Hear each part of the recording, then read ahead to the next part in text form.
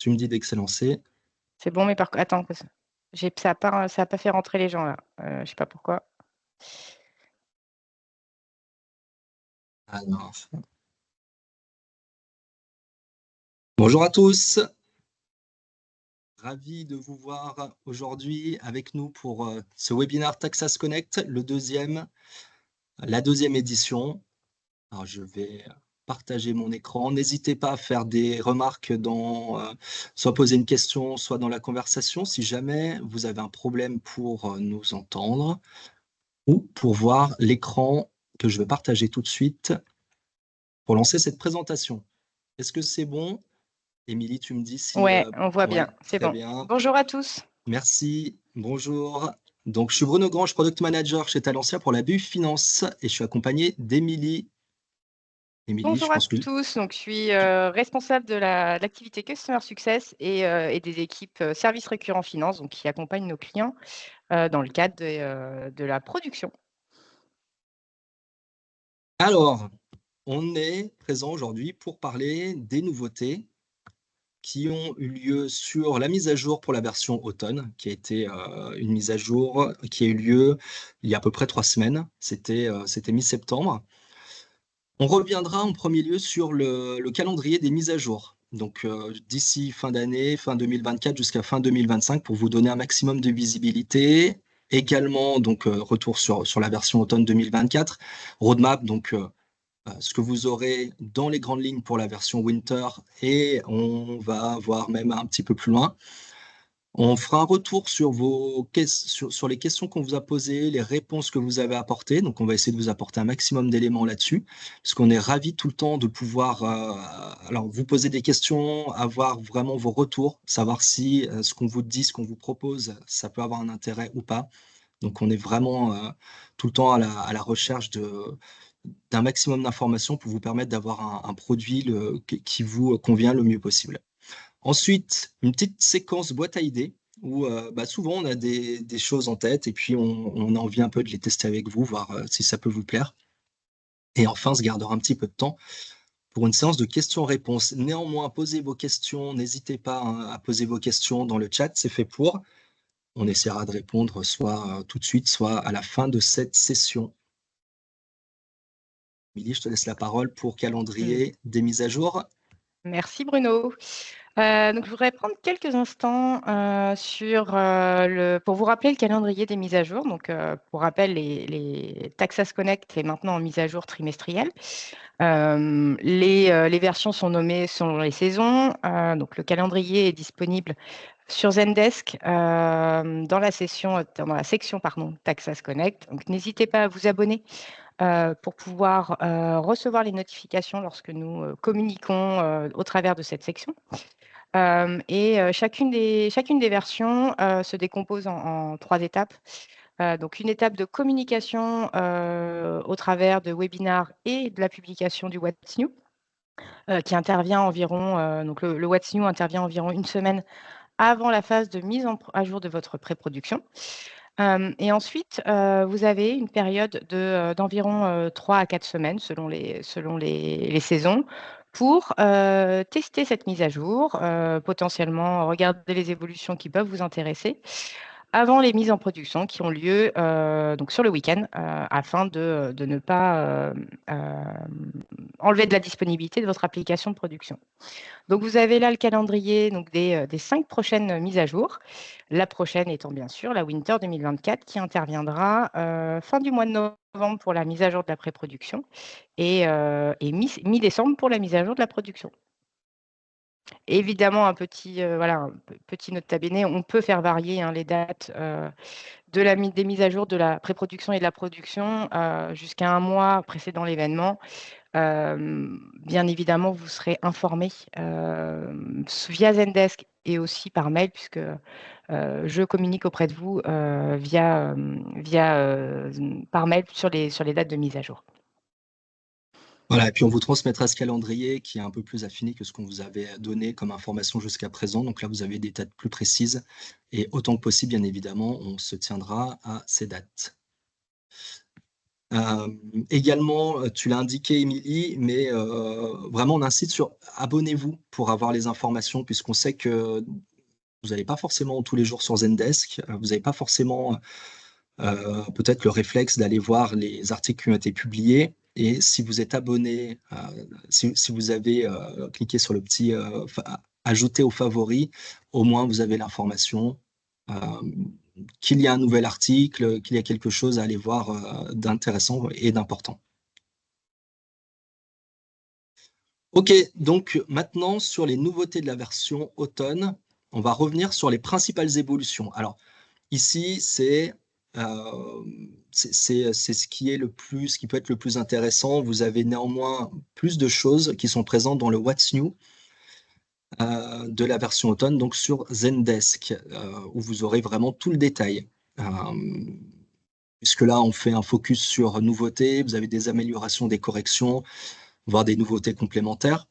Donc là, les principales évolutions qu'on voulait vous indiquer, c'est d'abord au niveau des consultations, puisqu'on a maintenant la prise en compte des familles de sécurité qui est possible dans la consultation des comptes généraux. Vous le voyez donc dans le CGCCG. Également, au niveau consultation, une sélection d'établissements de regroupement qui est désormais possible sur toutes les consultations que vous voyez à l'écran, à ce niveau. Je vais mettre le petit pointeur laser, ça peut aider. Donc voilà, CEBL, CEBQ, etc. Donc, sélection d'établissements de regroupement désormais possible à ce niveau-là. Au niveau saisie d'échecs, CCRED, on a une simplification du process de validation de la saisie, également un ajout de la possibilité de supprimer un lot et de le modifier. Au niveau de TVA, on a fait un gros travail. Donc, les équipes sont mobilisées, ont été mobilisées pendant un moment sur l'optimisation des temps de traitement, puisqu'on avait certains d'entre vous, avec notamment une grosse volumétrie, pouvaient connaître des ralentissements, voire un traitement qui n'arrivait pas forcément tout le temps à finir. Donc, on s'est penché sur le sujet pour optimiser les temps de traitement. En fait, on a une table de TVA intermédiaire dont le volume avait tendance à augmenter significativement dès lors que vous aviez une grosse volumétrie d'écriture. Donc, au niveau CG-CTV, optimisation pour diminuer ce volume, ce qui permet donc d'aller beaucoup plus vite au niveau de ce temps de traitement. Ensuite, une édition du reste de TVA déclaré dans les comptes non soldés, donc le CGRDT qui remplace CGSTV dans le menu TVA. Au niveau de la comptabilité générale, plan de compte général, les plans de compte, les comptes du plan comptable général peuvent maintenant être filtrés sur la colonne rubrique. La génération du FEC, désormais possible pour la législation marocaine, donc pour certains de nos clients qui ont des entités soumises à cette législation, désormais vous pouvez générer le FEC sans problème pour le FEC marocain. Ensuite, validation des IBAN. On avait un double clic qui mettait en difficulté, enfin, qui pouvait en tout cas surprendre, puisque d'habitude, on a plutôt une action de détail. Là, double clic sur la validation d'un IBAN, déclencher l'action refusée. Donc là, on affiche maintenant bien l'affichage du détail.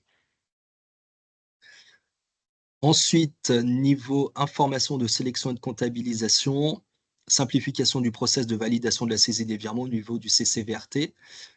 Et on a aussi voulu optimiser le XF70S, qui est l'intégrateur simplifié d'écriture, là aussi pour avoir un temps de traitement qui permette de traiter de la volumétrie. En fait, si on a une volumétrie relativement, on va dire, restreinte à normale, ça ne pose pas vraiment de problème significatif. Dès lors qu'on commence à avoir des volumes très importants, on peut avoir des temps de traitement très très longs, ce qui fait qu'on s'est penché là aussi sur le sujet pour les optimiser.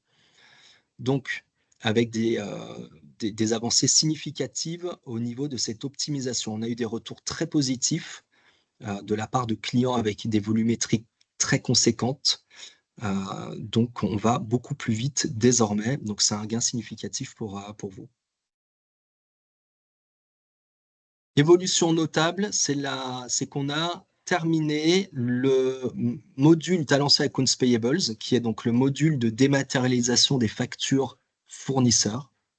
On avait déjà, on en avait parlé la dernière fois, on avait déjà un certain nombre de briques, de fonctionnalités qui étaient en place. Désormais, on va jusqu'au bout. Donc, tout ce qu'on a voulu mettre en œuvre pour ce module-là est désormais disponible. Donc, il est complet.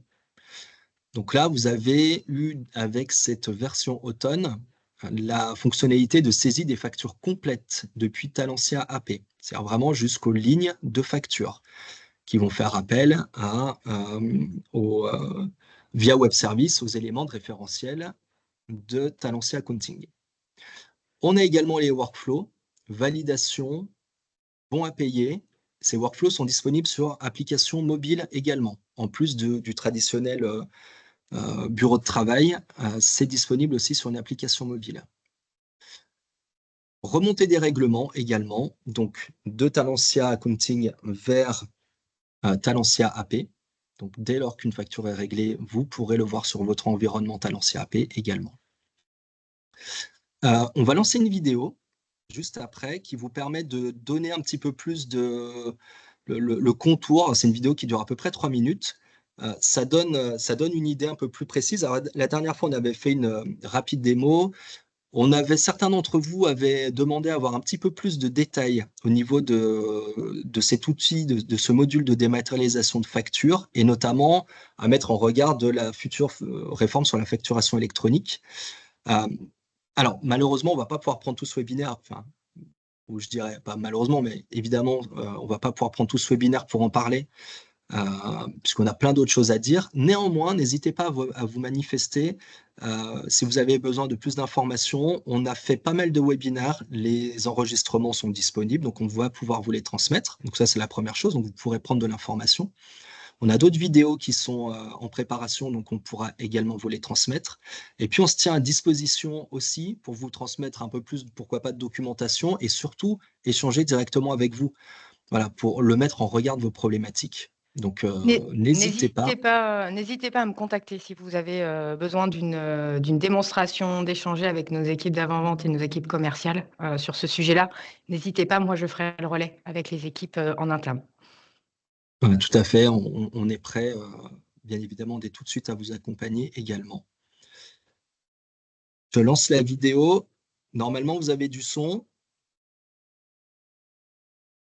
Donc, on part des besoins. Là, on est sous réception multicanal, donc ce qui comprend à la fois la Bruno, on n'a dématérialisation pas le son. classique. Oui. Ah, On n'a pas le son. c'est-à-dire que je n'ai pas partagé avec le son. Alors, 2 petites secondes. Je relance.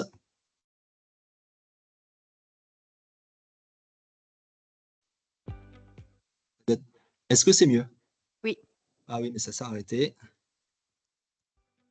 À l'issue de l'intégration, les factures sont, dans notre exemple, directement assignées au comptable. Cette étape se matérialise par cet écran présentant l'image de la facture sur la droite et les données extraites par la reconnaissance dans la partie gauche. Talentia AP propose 2 modes de comptabilisation. Facture sans bon de commande nécessitant la saisie des lignes achetées et TVA. Facture avec bon de commande ne nécessitant aucune saisie complémentaire. Nous commençons par la comptabilisation d'une facture sans bon de commande. L'utilisateur procède à une vérification des principales informations de la facture, comme par exemple le compte fournisseur, la référence facture, le montant TTC. Une fois ces vérifications terminées, le comptable procède à la saisie des lignes hors taxe et TVA dans le tableau des lignes de poste ci-dessous. Vous pouvez remarquer que les lignes de poste sont déjà pré-renseignées. En effet, le formulaire de saisie charge automatiquement les valeurs de la précédente facture du fournisseur. Il suffit donc de modifier les montants hors taxe en les sélectionnant directement sur la nouvelle facture.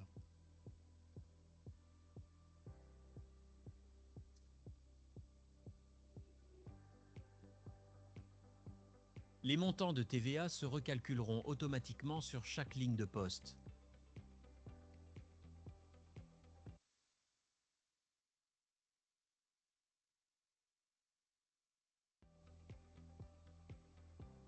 L'ensemble du référentiel comptable est accessible pour tous les éléments présents sur chaque ligne. Ainsi, vous pouvez rechercher un compte à partir de sa racine.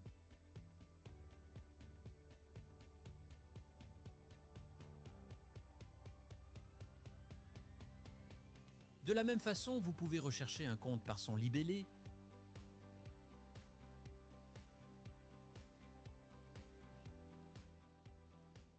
de même, il est possible de rechercher un compte analytique à partir de son intitulé.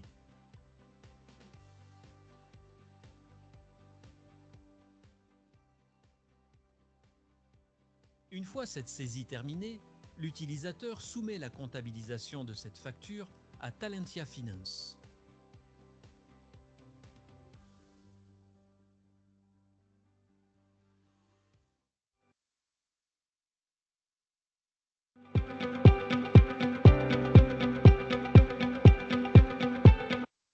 Donc voilà, un petit aperçu de ce module et de tout ce qu'il peut vous apporter. Sachez que donc, ce module, on vous le propose, il s'appuie sur les technologies d'Esker, donc vous connaissez peut-être, et Esker étant désormais immatriculé PDP, donc ce module est d'ores et déjà compatible avec la future réforme sur la facturation électronique. Donc ça vous permet, si vous commencez dès aujourd'hui la mise en œuvre, d'être prêt pour le 1er septembre 2026, date à laquelle cette réforme va devenir obligatoire pour toutes les entreprises. Maintenant, une ouverture sur la version attends, Winter. Excuse-moi Bruno, on a une petite Oui. question, enfin on a eu deux questions qui sont les mêmes.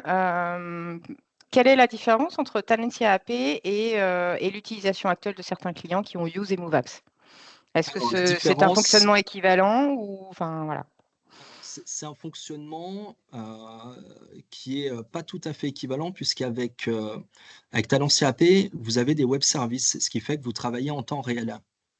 Donc l'information, comme on le voyait sur la vidéo, lorsqu'on a une facture, qu'on va cliquer sur le fournisseur, on va aller regarder à travers des web services en temps réel les informations qui sont dans Talentia Accounting, dans TAC. Donc ça, c'est une vraie, enfin, c'est une plus-value par rapport à ce qu'on peut faire par ailleurs, que ce soit Use ou d'ailleurs, pourquoi pas un autre acteur.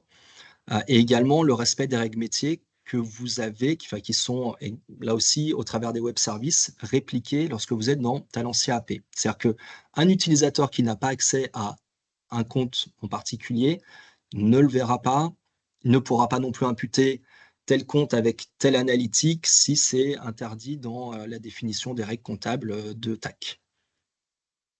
Donc ça travaille vraiment en temps réel. Merci Bruno. Version Winter et voir pourquoi pas un petit peu plus loin. Donc principales évolutions, on en aura d'autres, mais là on vous fait les principaux focus. Vous n'êtes pas sans savoir qu'au 1er janvier 2025, on va avoir une modernisation des états financiers, hein, c'est le règlement ANC 2022-06 qui le stipule. Donc nouvelle présentation du résultat exceptionnel. Alors, on a une suppression des transferts de charges, rationalisation du plan de compte, des modèles financiers. Donc certains comptes de charges sont supprimés, donc comptes de charges et produits exceptionnels sont supprimés, création de nouveaux comptes de résultats d'exploitation et résultats financiers. Donc besoin de nouveaux paramétrages, parce que finalement, ce qui en découle, c'est ça. Nouveau paramétrage sur les plans de compte et schéma d'écriture. Donc on avait déjà un petit peu communiqué dessus lors du dernier webinaire. Vous avez certainement reçu aussi un peu d'informations Ouais, vous par avez dû email. recevoir des mails de ma part sur ce sujet-là. Donc les équipes Talentia Consulting, elles peuvent vous accompagner sous forme déjà d'une analyse pour voir les impacts de ce règlement sur vos paramétrages actuels et puis et surtout lister en fait l'ensemble des actions à mener pour pouvoir le faire en autonomie de votre côté, mais aussi être accompagné par Talentia si vous le souhaitez. Donc n'hésitez pas à me contacter et à nous soumettre des demandes au travers de notre portail support.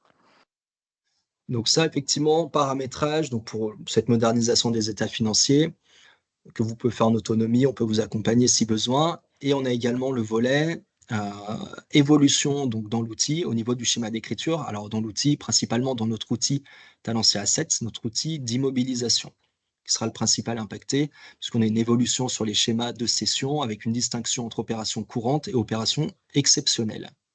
Donc ça arrivera avec la prochaine version. Ensuite, une évolution au niveau du réglementaire espagnol, Bienes de Inversión, qui est une fonctionnalité en fait du module SII. Donc, si vous avez des entités en Espagne, vous êtes concerné sans aucun doute. Et donc, on a cette évolution qui va arriver également pour être prête pour l'année prochaine. Au niveau du CEBL, de la consultation dans la balance analytique, ajout donc de possibilités, ajout de l'affichage des libellés longs et courts des axes analytiques, également code nature TVA, sur l'écran de détail des lignes d'écriture.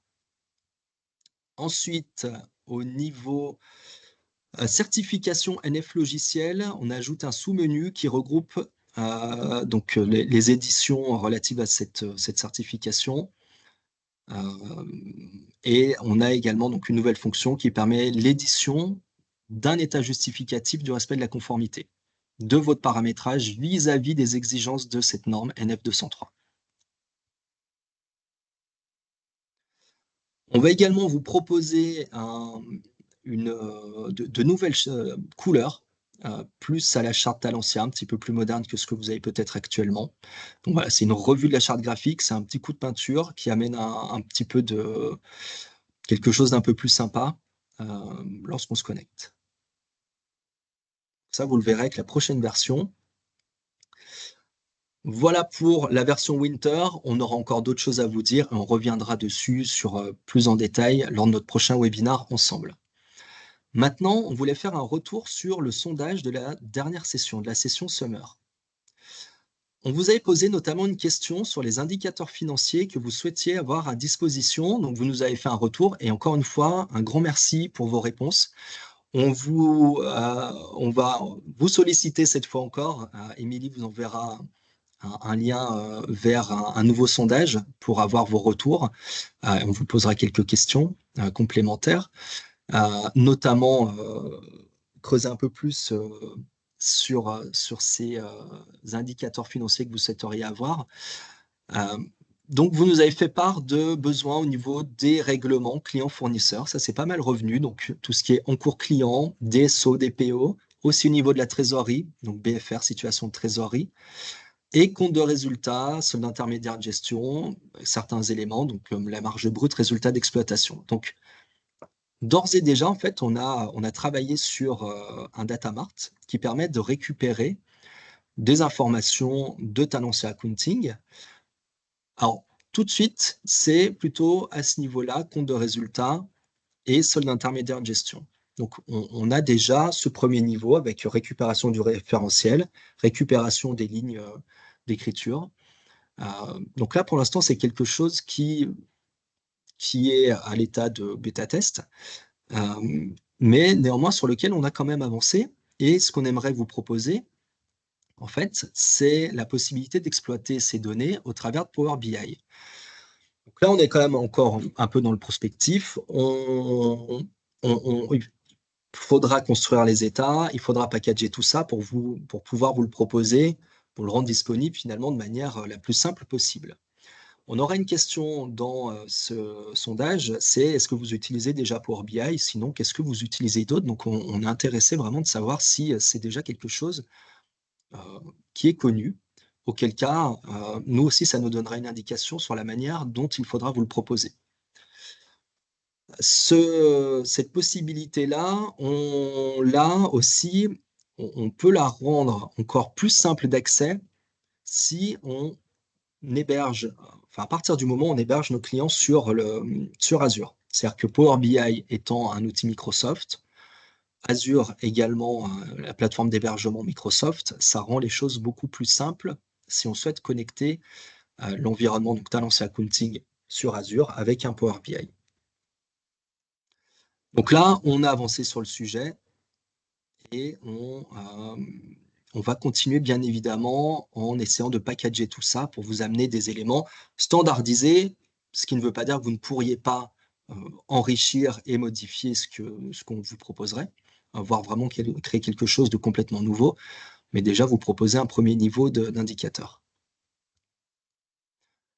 En complément, sur une question sur les cas d'usage liés à l'intelligence artificielle, qu'est-ce qui pourrait vous aider? On avait posé la question sur est-ce que générer des saisies en donnant des indications aux produits pourrait vous apporter un plus? Alors, seulement 25% ont répondu favorablement sur ce sujet-là. Je reviens sur vraiment l'explication, enfin, qu'est-ce qu'on peut voir derrière? C'est, par exemple, lettre-moi la facture numéro tant avec tel règlement. Génère-moi un bon de commande pour tel fournisseur, tel article, telle quantité et tel montant. Voilà, ça pourrait être un moyen d'accélérer peut-être la saisie d'informations dans l'outil. On est sur du prospectif, là encore, vraiment à ce niveau-là. Mais je vous en dirai un petit peu plus après. Environ 40% la recherche d'informations dans les données du produit. Donc là, c'est typiquement recherche-moi telle facture, sors-moi la liste des factures clients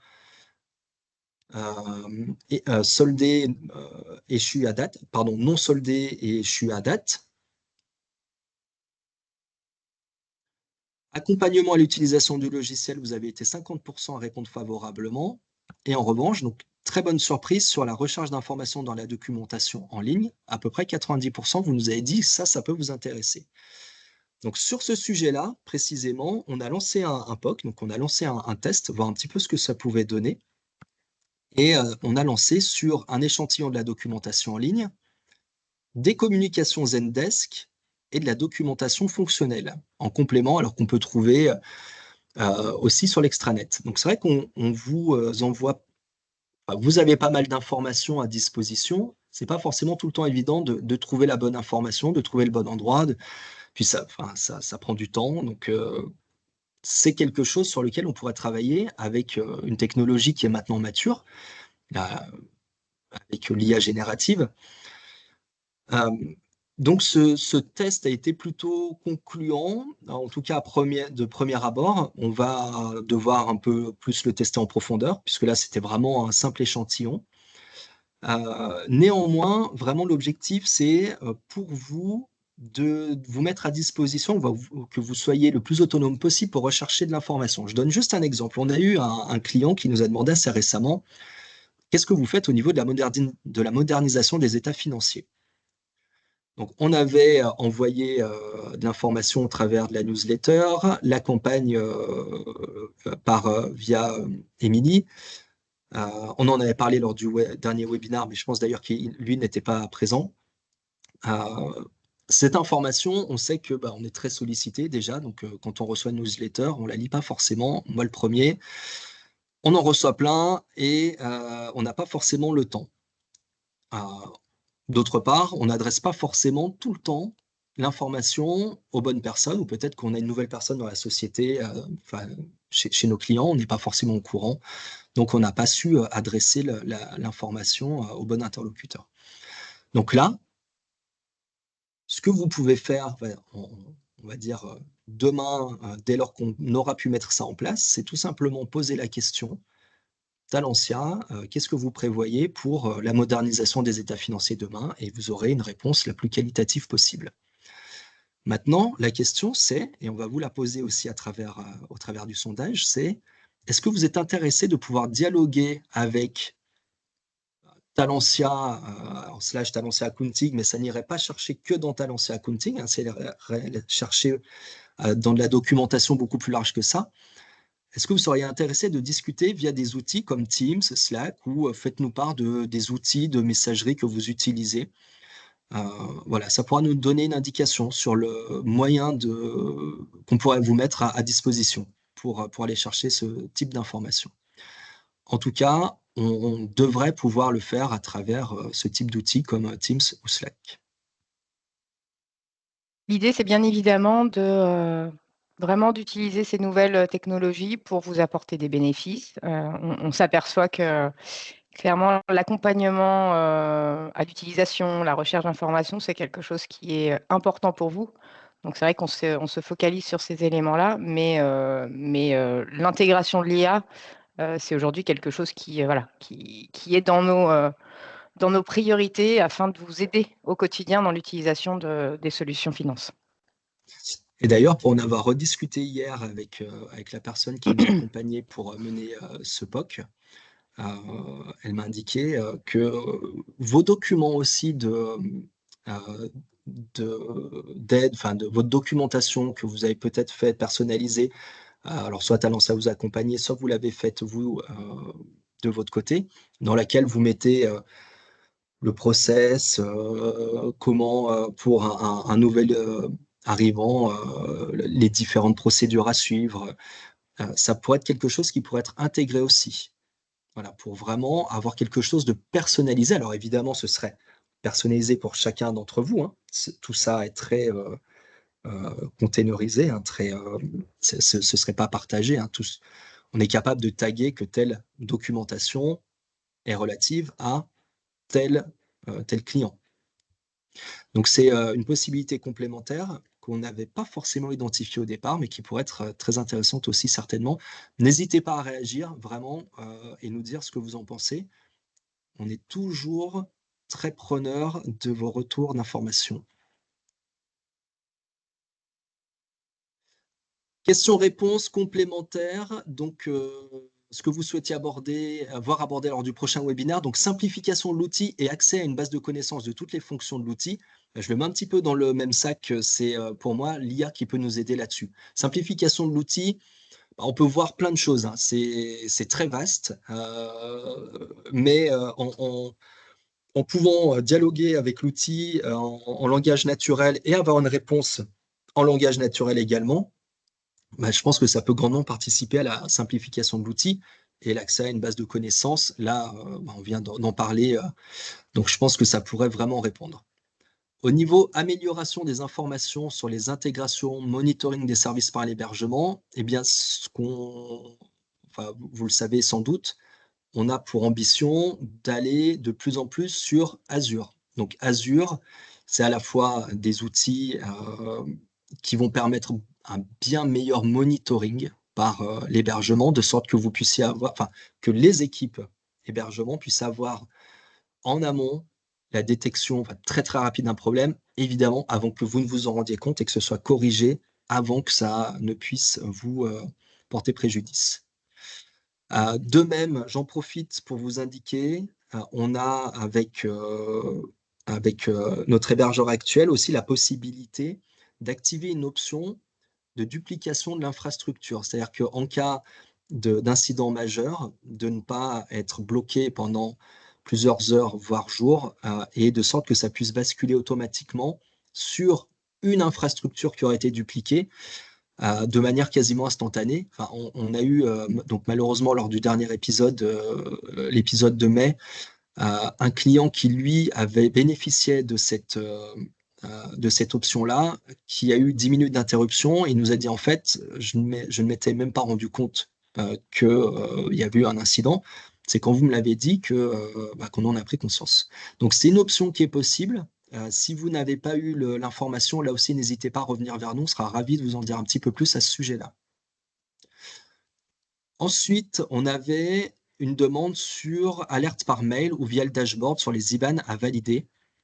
Donc ça, c'est quelque chose, effectivement, qu'on a eu.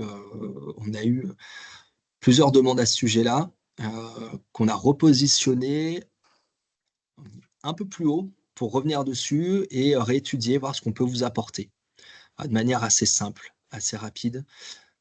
Donc, je l'ai remonté dans les éléments à étudier dans les prochaines semaines. Ensuite, des problèmes de contrôle et de mise à jour rencontrés avec Finance XT. Donc là, on a eu une modification du script pour améliorer cette fonction-là. A priori, les retours sont plutôt positifs. Donc, si vous avez encore le moins de soucis, ou au contraire, si vous avez maintenant, si vous avez l'impression que ça a été bien réglé, faites-nous en part. Mais enfin, les retours qu'on avait jusqu'à présent semblaient plutôt positifs.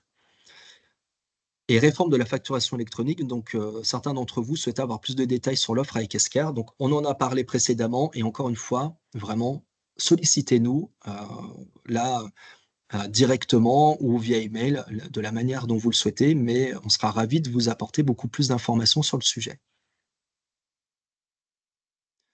Boîte à idées, on voulait vous soumettre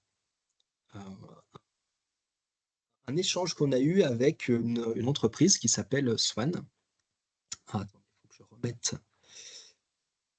Je suis désolé, si je vais faire ça, je vais couper mon écran 2 secondes parce que sinon ça ne va pas vous partager correctement.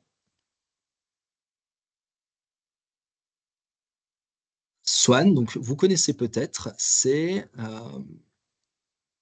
une boîte qui est spécialisée dans l'intégration de services bancaires. Alors, je repartage.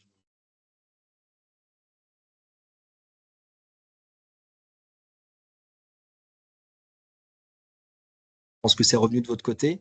Intégration de services bancaires directement dans des applications comptables et financières.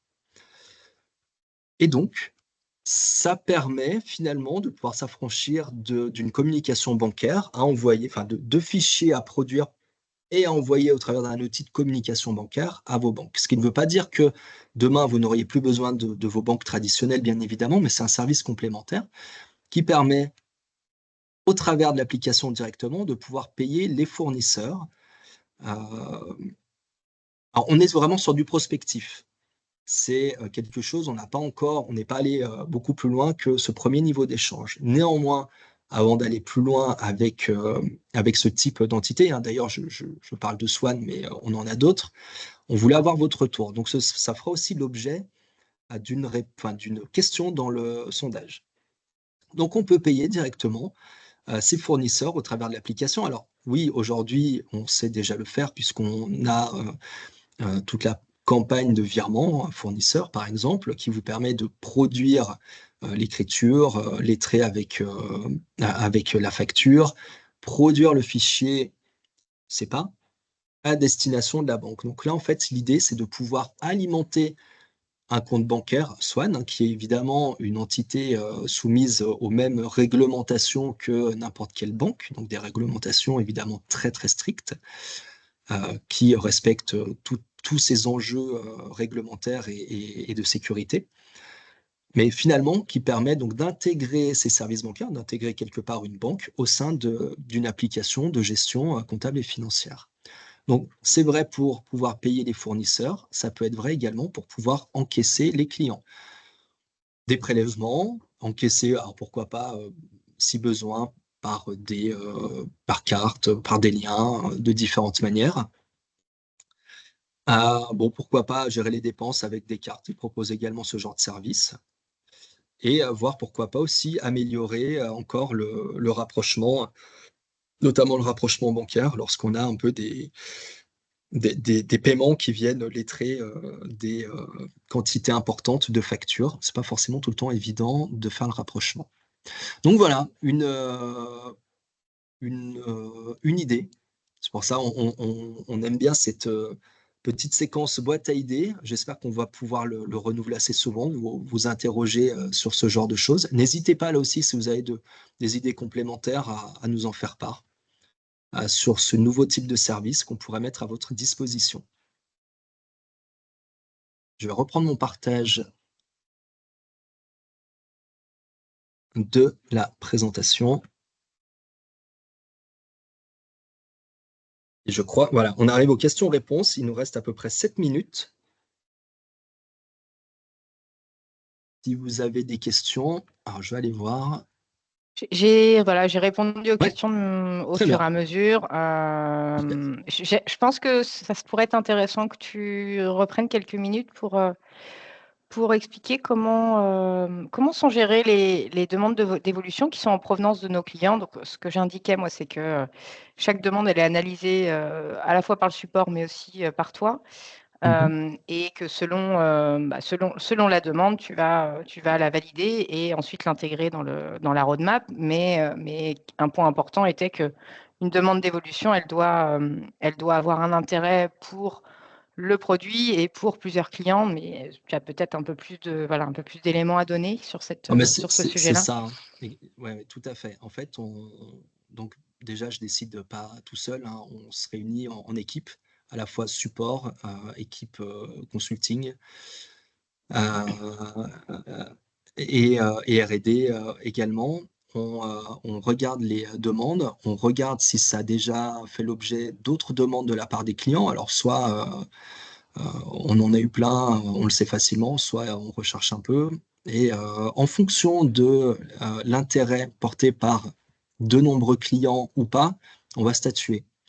Donc, si ça apporte un réel intérêt pour de nombreux clients, évidemment, ça va être beaucoup plus simple, enfin, pas beaucoup plus simple, c'est pas du tout ça, ça va être beaucoup plus entendable de prévoir une évolution. Lorsqu'une évolution va concerner uniquement un client, enfin le client demandeur, on va évidemment moins privilégier cette demande-là. On a forcément, comme toute entreprise, on travaille avec des capacités finies. On n'est pas en capacité infinie, donc on priorise évidemment ce qui va générer le plus d'intérêt pour de nombreux clients. Donc voilà, c'est principalement comme ça qu'on travaille. Et puis après, évidemment, sur tout ce qui est évolution réglementaire, on ne se pose pas la question, ça, ce sont des choses qu'on fait par défaut. Typiquement, ce dont on a parlé. On a une question sur l'IA et sur en quoi l'IA va faciliter la consultation de compte et ne plus avoir 3-4 écrans qui mettent plusieurs secondes à se charger afin d'accéder à l'information. Alors, l'IA, en fait, on peut converser avec elle. Donc, on peut utiliser des outils d'IA générative basés sur les LLM, hein. Donc, tout le monde connaît les principaux, je pense, type ChatGPT. On a Mistral, on a certains modèles donc, qui marchent très, très bien. Il faut qu'on puisse les connecter à des agents.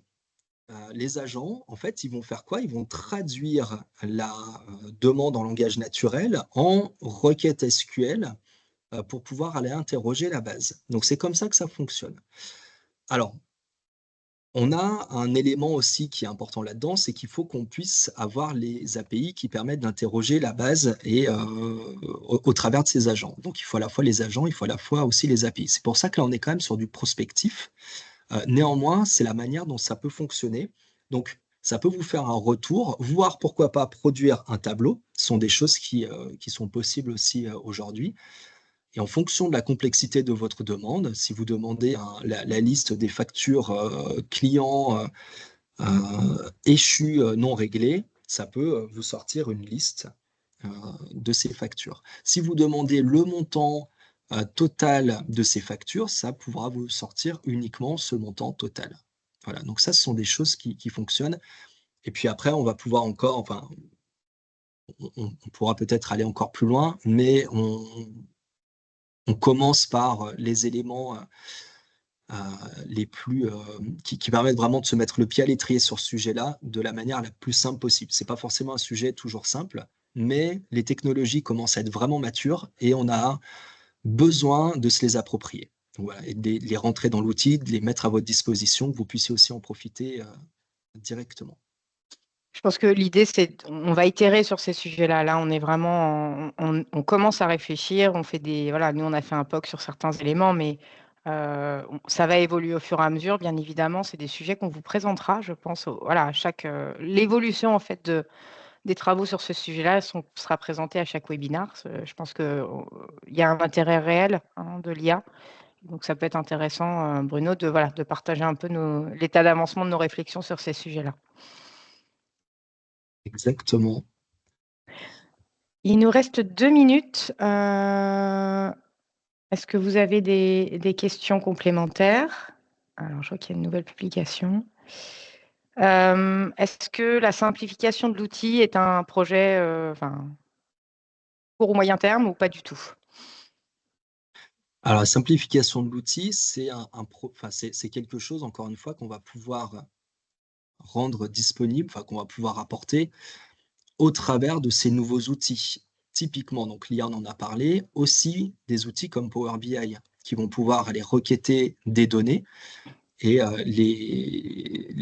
pouvoir les visualiser, les rendre compréhensibles de la manière la plus simple possible. Donc, ce sont vraiment ces outils de data visualisation qui permettent aussi de simplifier les choses.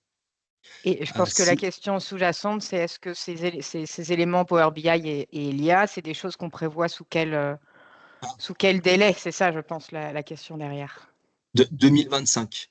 Ça va être illusoire de penser pouvoir avoir quelque chose avant. Malheureusement, on avance sur ces sujets. Donc, Power BI, on a avancé en tout cas sur le Data Mart. On avance sur des tests aussi, donc vous l'avez compris pour l'IA. Maintenant, les mettre en œuvre, en pratique et les rendre disponibles d'ici la fin de l'année, ça va être juste. Donc, ce sera horizon 2025. On va s'arrêter là, Bruno, je pense, parce qu'il est Oui. 45. Merci Bruno. Merci pour les questions. N'hésitez pas. Donc, vous allez recevoir un lien vers l'enregistrement et un formulaire. N'hésitez pas à nous faire part de vos réponses, de vos suggestions. Et si vous avez des sujets dont vous souhaitez échanger, qui vous concernent, voilà, vous personnellement, n'hésitez pas. Moi, je ferai le relais avec les bons interlocuteurs pour qu'on puisse échanger en dehors de cette session webinaire. Voilà. Donc, n'hésitez pas. Merci à tous. Bonne journée. Merci beaucoup. Au revoir. Au revoir.